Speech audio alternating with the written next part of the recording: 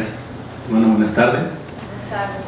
Damos gracias a Dios por una vez más reunirnos este domingo aquí en la casa del Señor, en su casa. Hoy tenemos como título la unicidad. Cuando hablamos de unicidad estamos hablando de algo único, algo que no va a cambiar. Cuando buscan ustedes en el diccionario la palabra unicidad, nos habla de eso, que es algo único. Pero lo curioso es cuando uno pone la palabra único, busca la palabra único, no aparece un significado, un registro de la palabra único. Hay cosas que se asemejan como al uno, ¿no? Uno o una. Entonces la unicidad es algo único que Dios nos da a nosotros. Por ejemplo, nosotros somos una iglesia hispana.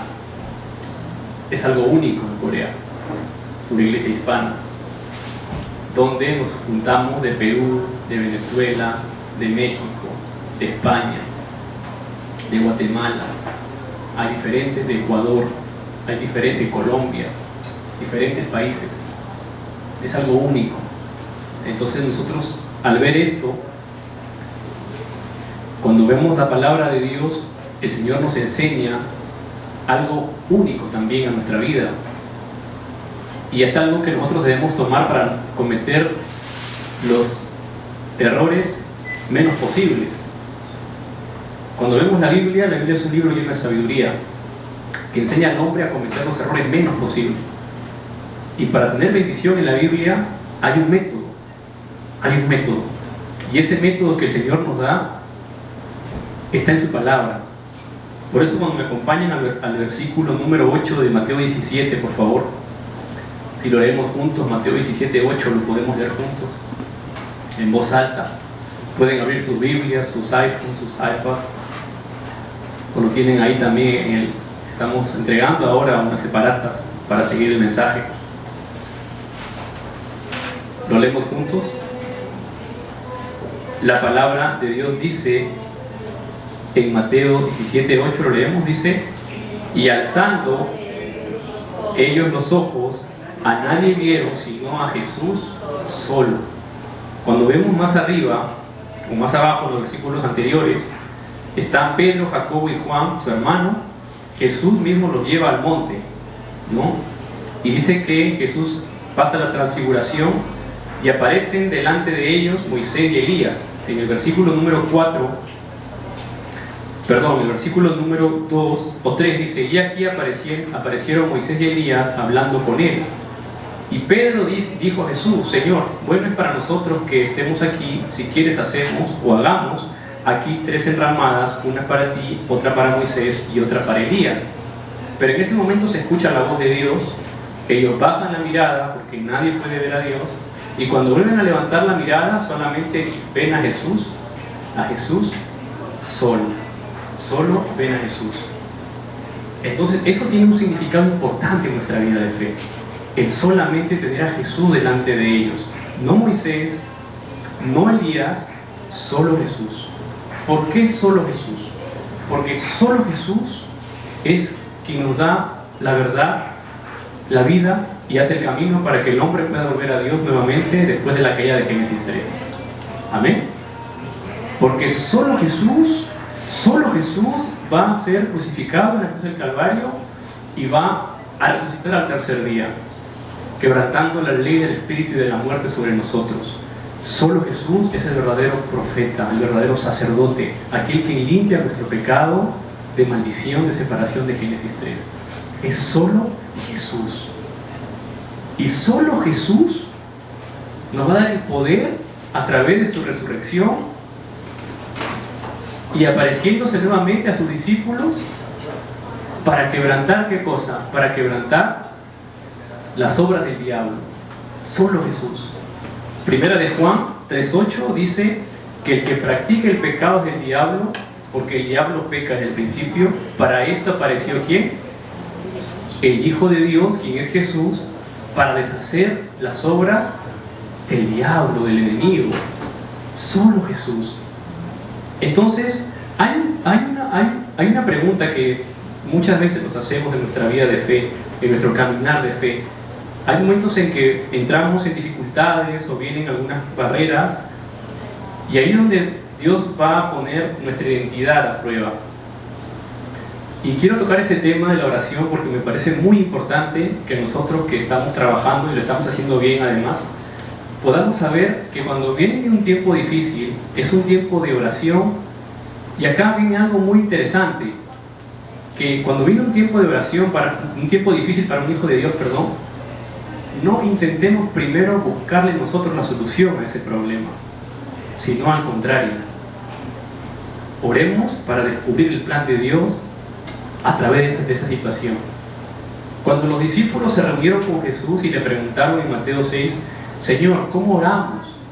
¿Cómo podemos orar? Y todos los discípulos esperaban que Jesús les diga, oren por esto y oren por estos problemas y quebranten esto. Pero Jesús les da la oración del Padre Nuestro, que podemos ver Mateo 6 del 9 al 13. Y el Padre Nuestro es una oración que enseña sobre todo a buscar siempre la voluntad de Dios y a saber que Dios está con nosotros todos los días, donde quiera que vayamos. Y que lo primero que tenemos que buscar siempre o reconocer siempre es que Dios es santo. Y toda la gloria en lo que hagamos tiene que ser siempre para Dios. Cuando descubrimos nosotros eso, vamos a ver que la oración que yo haga por solucionar mis problemas va a ser nada cuando yo me postro delante de Dios o cuando tú te postras delante de Dios simplemente para reconocer a Dios como tu Señor, como tu Salvador, para reconocer a Cristo como el Redentor del pecado fundamental y quien nos da la verdadera vida y el verdadero valor delante de Dios. Es solamente Jesucristo. Es algo único que no puede cambiar. Por eso Jesús no gastó tiempo enseñándole a orar a sus discípulos. Les dijo solamente en 4 versículos, oren de esta forma, el Padre Nuestro. Y todo lo que ustedes van a hacer en mi nombre, va a ver lo que va a pasar. Si no, podemos ver lo que pasó a Moisés delante del Mar Rojo. Cuando vemos la Escritura, no dice que Moisés se paró y dijo, Señor, abre este Mar Rojo en tu nombre porque está tu pueblo de Israel. No dijo Moisés eso, no está registrado. ¿O sí? Cuando vemos, vamos a Éxodo capítulo 14, por favor. Éxodo capítulo 14, versículo del 13 al 14. Vamos a ver que el pueblo de Israel empieza a quejarse, empiezan a haber dificultades, y Moisés va a decir algo muy importante de parte de Dios al pueblo de Israel en ese momento. Lo leemos juntos, Éxodo 14, del 13 al 14. ¿Qué dice la Escritura? Dice, y Moisés dijo al pueblo, no temáis, estad firmes y ved la salvación que Jehová hará hoy con vosotros, porque los egipcios que hoy habéis visto, nunca más para siempre que lo veréis. Entonces es igual cuando vienen las dificultades o los problemas. Señor, aquí estoy, soy tu hijo, Juan 1:12. Mas a todos los que lo recibieron, a los que creen en tu nombre, los que creen en su nombre, les dio potestad de ser hechos hijos de Dios.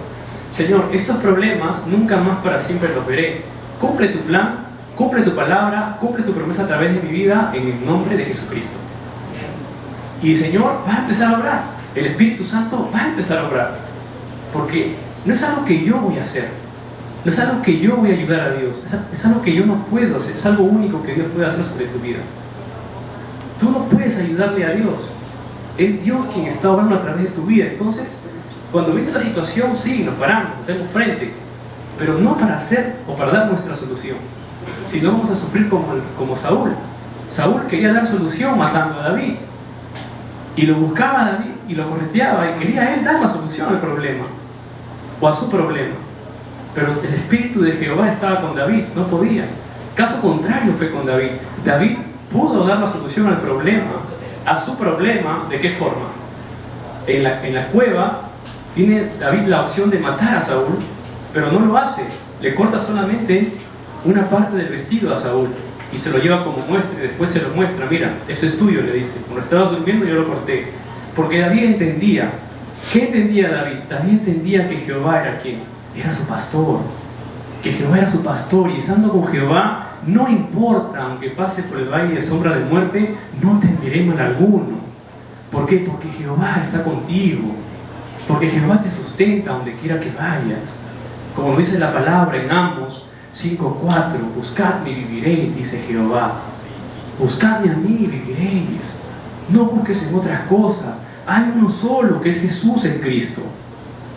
O en la batalla de Moisés, del pueblo de Israel en la guerra con Amalek, cuando Moisés levantaba las manos. Tampoco está registrado lo que Moisés oraba en ese momento, pero él no oraba seguramente para decir, Señor, que Josué venza, porque ya ellos sabían que esa tierra Dios la había entregado, que ya estaba con ellos, habían visto muchas evidencias.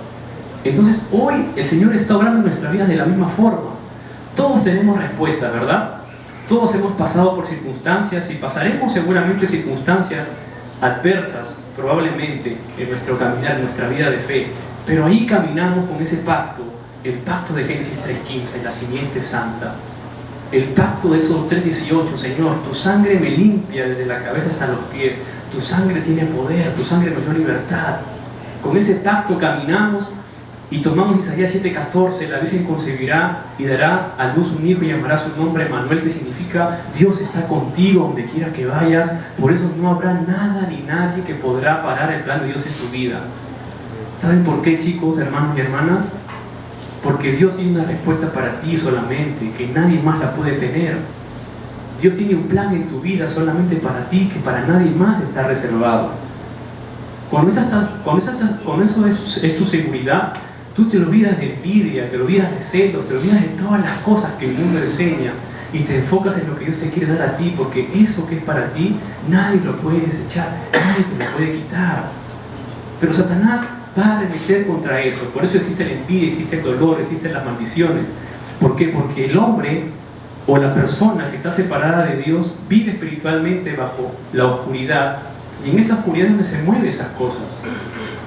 Uno se compra, no sé si a ustedes les ha pasado, a mí de joven me tocaba ver muchas veces, aparecía uno con las zapatillas de Nike o Adidas, y a la semana siguiente todos tenían las Nike o las Adidas.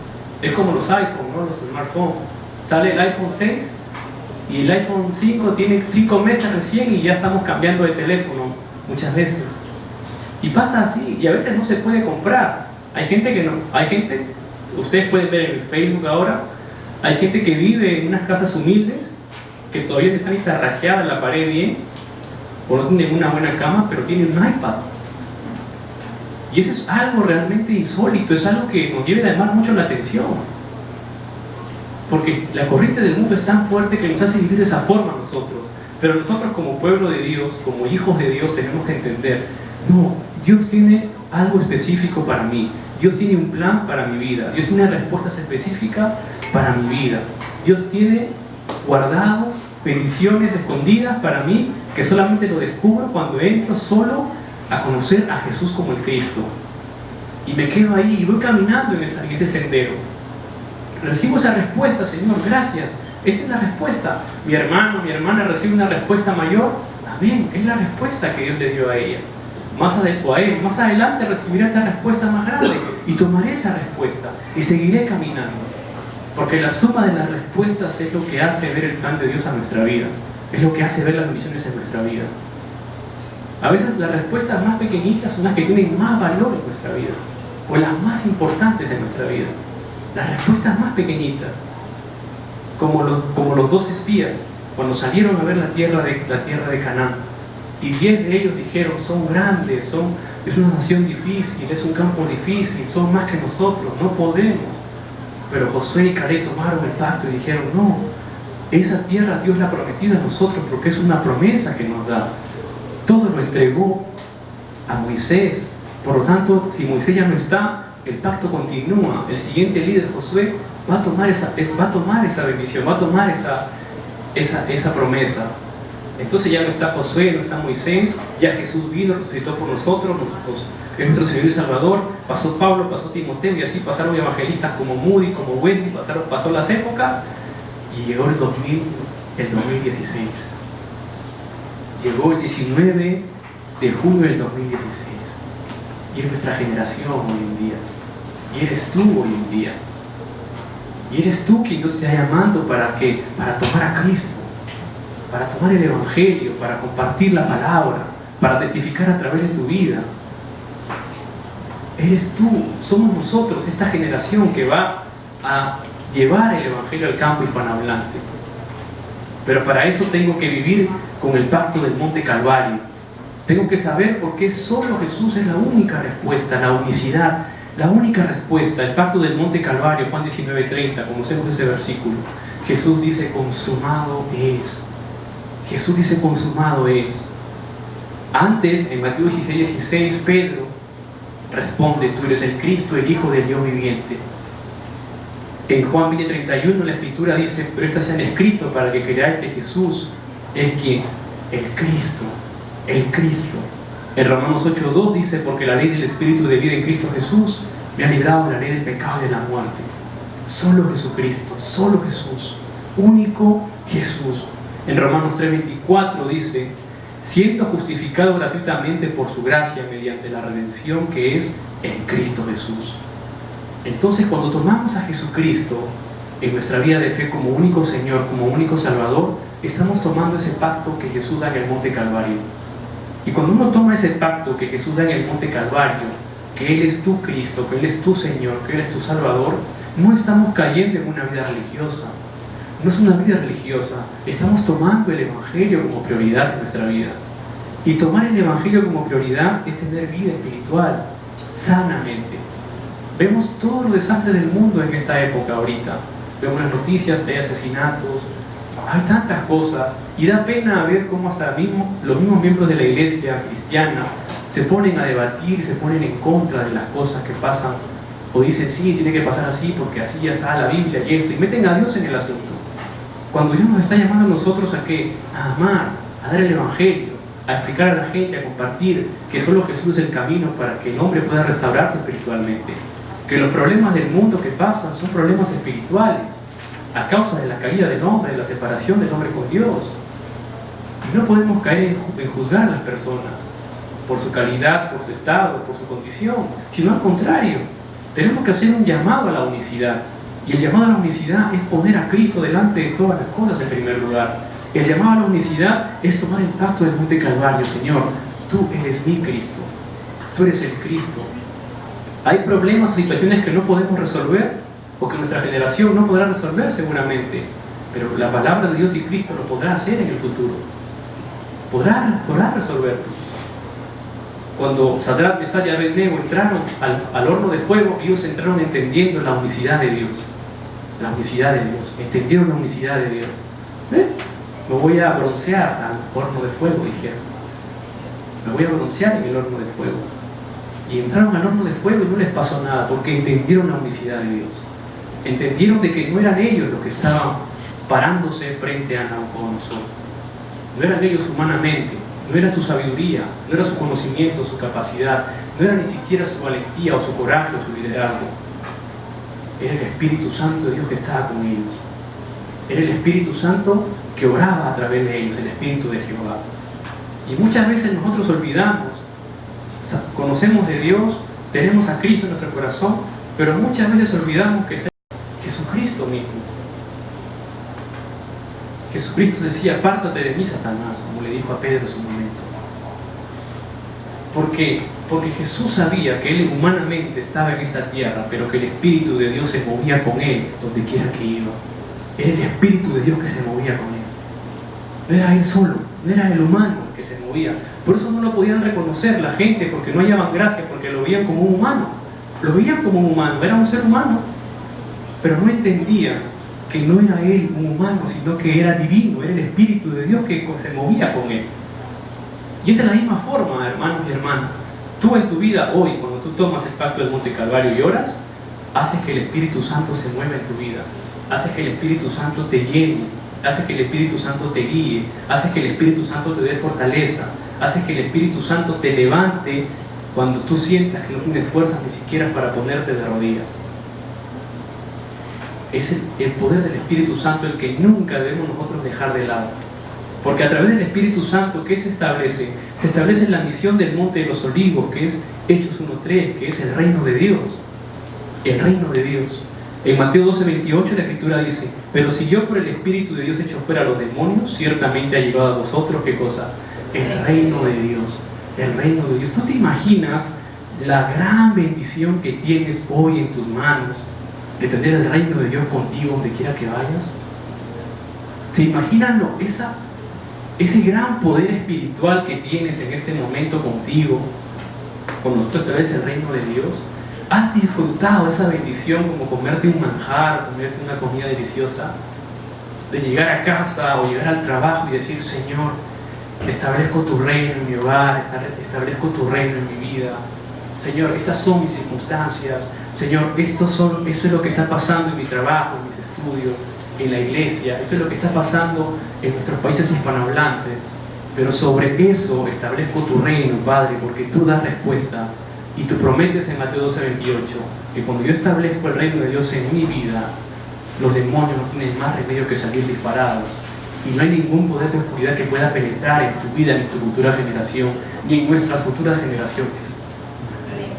Esa gran bendición es la que Dios nos ha dado a nosotros. Por eso somos tan preciosos delante de Dios. Y nadie puede cambiar eso.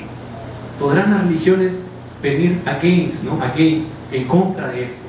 Podrán venir las religiones y tildar y señalar y decirnos, pero nadie podrá cambiar esto. Nadie lo podrá hacer. El ataque de la religión fue la Torre de Babel. Génesis capítulo 11. Las religiones se pararon delante de Dios y desafiaron a Dios y le dijeron a Dios, nosotros podemos llegar a ti con nuestra fuerza. Nosotros vamos a construir un mundo diferente. Nosotros vamos a mostrarle al mundo que podemos cambiar el mundo construyendo esta torre que va a llegar a los cielos. Y el mundo desafió a Dios en ese momento. El hombre desafió a Dios en ese momento bajo la autoridad espiritual de Satanás. Pero Dios es Dios soberano. La unicidad de Dios. Muy bien. Todas las religiones, Dios llamó solamente a uno para combatir esa religión o esas religiones. Y fue Abraham. Génesis 12. Lo llamó. Le dijo, sal de tu tierra, sal de tu parentela, a la tierra que yo te mostraré.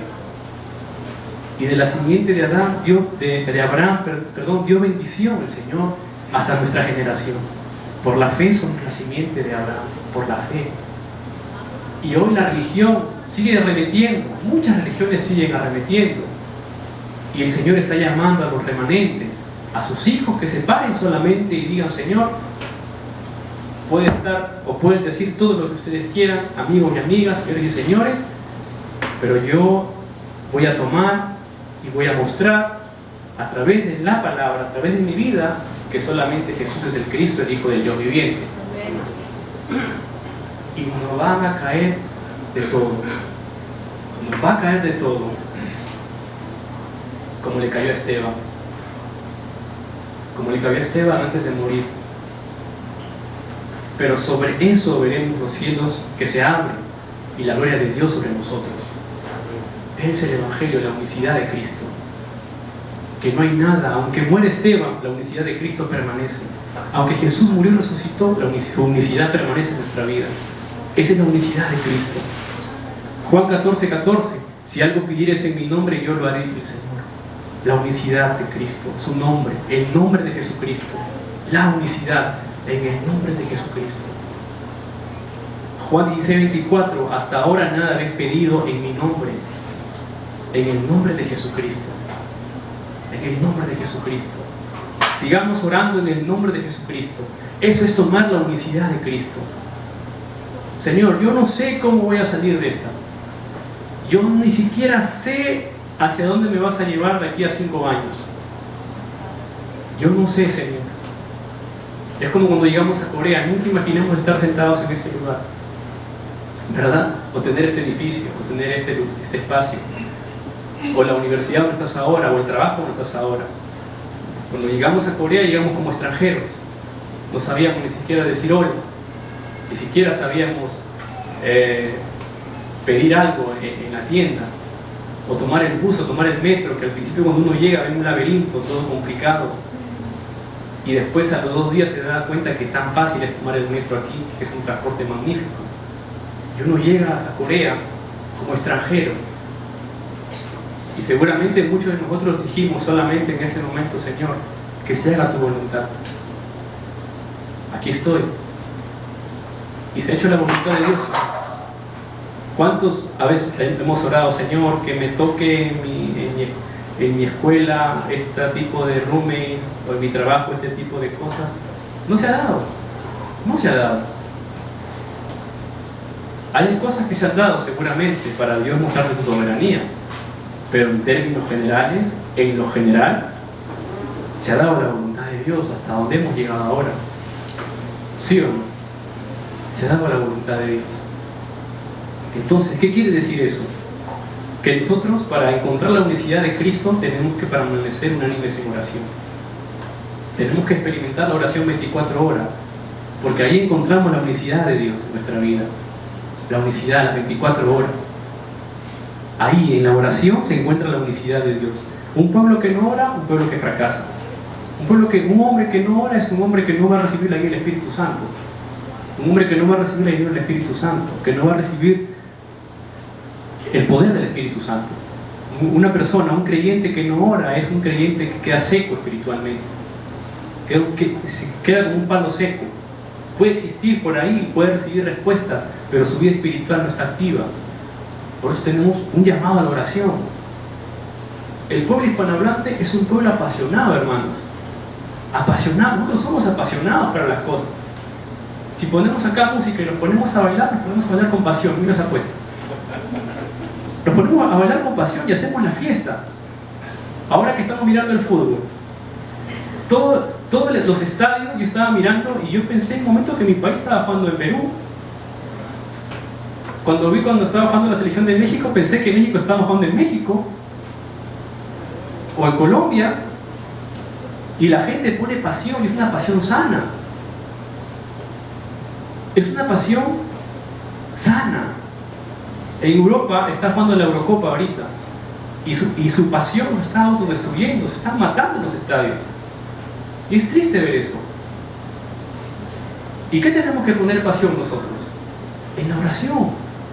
Imagínate, si tú pones pasión, a ver, a nosotros que nos gusta salir por ahí a pasear muchas veces, promedio, ¿cuánto se demora en alistarse en promedio para salir a bailar o a comer?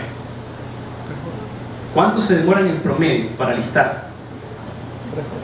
¿30 minutos? 30 minutos, una hora, 20 minutos. Para alistarse solamente, para escoger la ropa, ¿cuánto nos demoramos? Para escoger la ropa, porque ya no podemos repetir la ropa que hemos puesto la semana, la reunión pasada, no se puede repetir el vestido. Las mujeres no pueden repetir el vestido, los hombres no pueden repetir la corbata. ¿Cuánto nos demoramos? Nos demoramos, tomamos nuestro tiempo para echarnos una ducha. Los hombres para afeitarnos, los que nos afeitamos, los que nos rasuramos. Nos tomamos, las mujeres van al salón a veces a hacerse el cabello también. Nos tomamos tiempo, ¿por qué? Porque tenemos pasión en nuestra vida. Tenemos pasión. Cuando vemos el deporte vivimos como si estuviéramos dentro de la cancha. Tenemos pasión.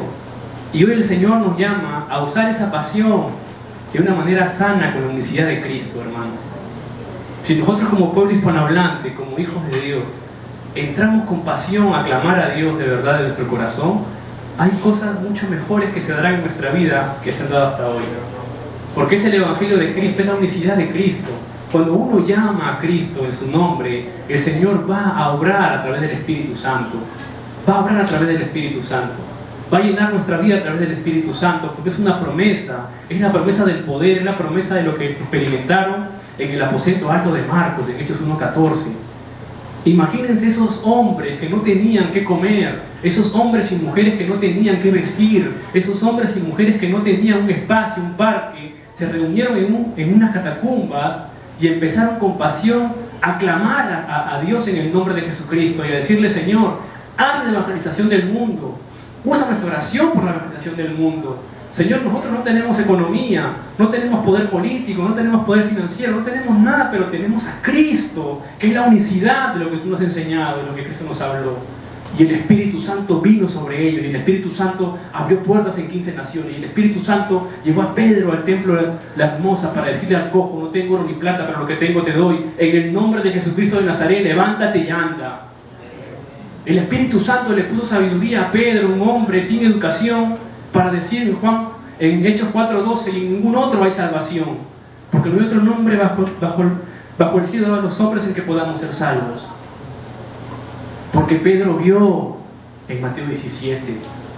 ¿Pedro qué vio? Pedro vio que no era Moisés. Pedro vio que no era Elías. Pedro vio que no era ninguna virgen, ningún santo. Pedro vio que no era ninguna cruz. Pedro vio que no era ninguna cosa extraña. ¿Qué vio Pedro en Mateo 17:8? Pedro vio que solo era ¿quién? Que solo era Jesús, quien es el Cristo. Y entregó su vida por Jesús, el Cristo. Porque Él lo vio.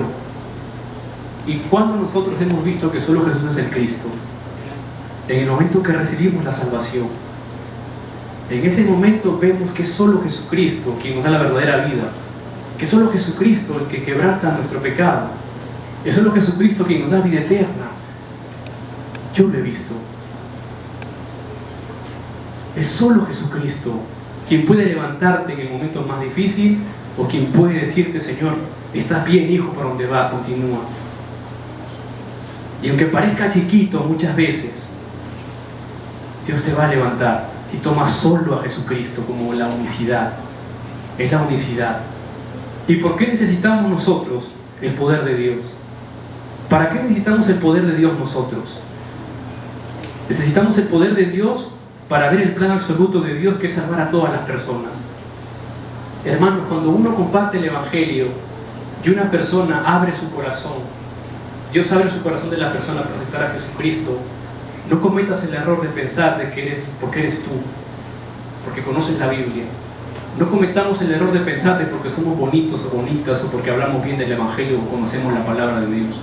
No cometamos ese error grave, garrafal, que nos llevará al fracaso, a la destrucción, de pensar y engrandecer nuestro ego y que nuestros pensamientos queden como estiércol.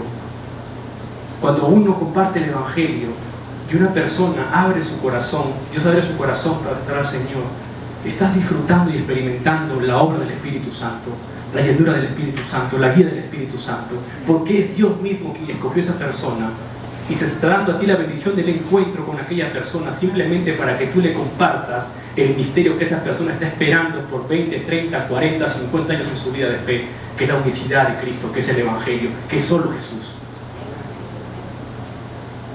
Y cuando nos paremos y probablemente 100, 200 personas acepten al Señor, tampoco pensemos que es porque nosotros hablamos bien o porque somos buenos. Es porque el Espíritu Santo obrará como obró en Hechos 1:14, en Hechos 2:1, como el día de Pentecostés. Llegará como viento y como fuego para que las personas puedan conocer la unicidad del Evangelio, que solo Jesús es Cristo, nada más. Y que nosotros somos humildes servidores, humildes siervos de Dios, que estamos llamados solamente a compartir esta unicidad a nuestros países hispanohablantes y al mundo entero. Porque el Señor quiere salvar todas las personas, todas las almas. Y porque además el método de Dios es únicamente a través de Cristo. Ese es el poder de Dios. Y por último, el poder de Dios es siempre ver la obra del Espíritu Santo sobre nuestras vidas. Porque la unicidad quiere decir que es igual a la soberanía de Dios. Cuando hablamos de unicidad, estamos hablando de la soberanía de Dios. Que nadie puede cambiar a Cristo. Seguirá siendo el Cristo por siempre. Es la respuesta eterna.